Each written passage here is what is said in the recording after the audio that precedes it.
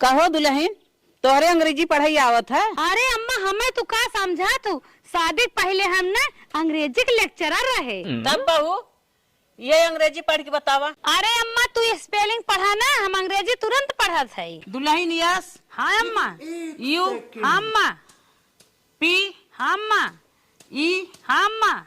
आर। हाँ अम्मा। बतावा दुल्हन कहाँ लिखा बा? अरे अम्मा पेट्रोल डालने वाली टंकी। हाँ दुल्हन, ये चला बाबू।